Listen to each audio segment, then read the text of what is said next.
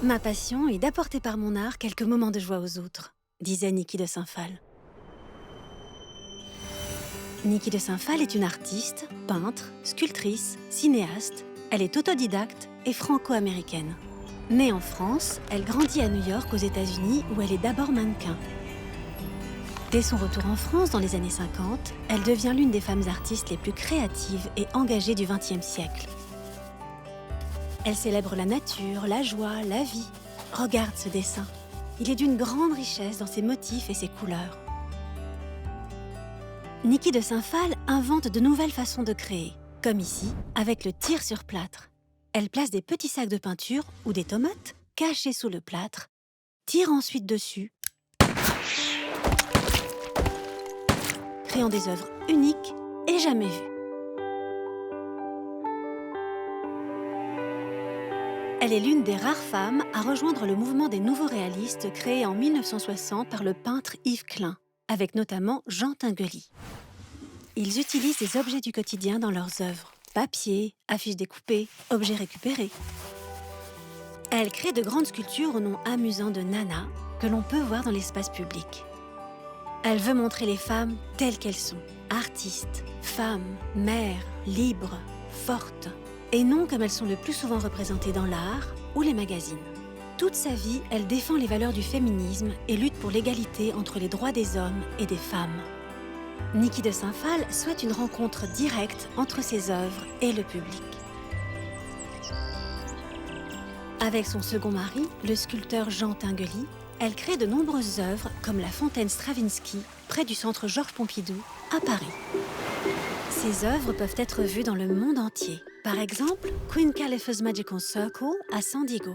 Selon certaines légendes, la reine Califia serait la fondatrice de la Californie et lui aurait donné son nom.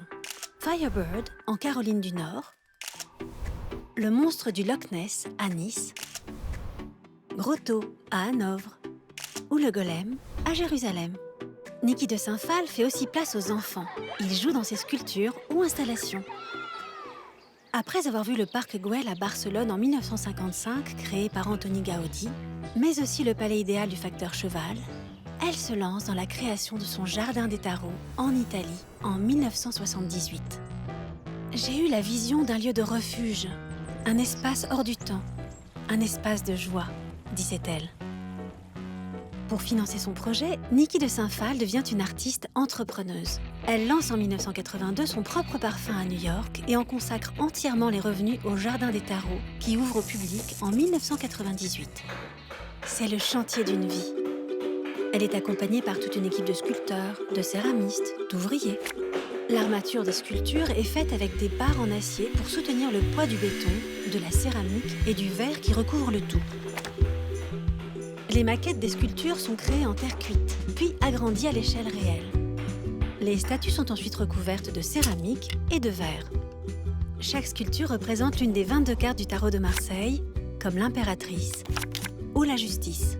Ces sculptures sont de véritables espaces où rêver, voyager, méditer. Niki de Saint-Phalle installe même son logement à l'intérieur de l'impératrice. Elle répand l'art dans la vie de chacun, tout autour d'elle. Elle veut rendre le quotidien beau, exceptionnel. Dans les années 80, beaucoup de ses amis meurent d'une nouvelle maladie, le sida, qui se transmet énormément. Elle s'engage alors pour lutter pour sa prévention et l'acceptation des malades. Elle crée de nombreuses œuvres, dont un livre pour les adolescents et adultes. En 1993, sur les conseils de son médecin, Niki de Saint-Phalle part vivre en Californie pour soigner les problèmes respiratoires contre lesquels elle lutte depuis toujours. Elle continue à se battre contre toute forme d'injustice, contre le racisme. Elle sculpte les Black Heroes, Miles Davis, Josephine Baker, Michael Jordan. Ses prises de position écologistes, son respect de la nature sont d'avant-garde pour l'époque. Elle dénonce déjà la chasse des espèces protégées, la fonte des glaces, le corail en danger, le dérèglement climatique. Toute sa vie, Niki de Saint-Phalle est attentive au monde qui nous entoure. Elle est l'une des premières figures de ce que l'on appelle l'écoféminisme, qui associe le combat du féminisme et de l'écologie. Les femmes, la terre, doivent lutter contre la domination et la surexploitation de l'homme. Je suis le temple, l'abri. Le paradis, c'est l'arbre en fleurs. Je suis l'arbre en fleurs. Le paradis, c'est une nana qui danse de joie dans la jungle. Je suis une nana qui danse, disait-elle.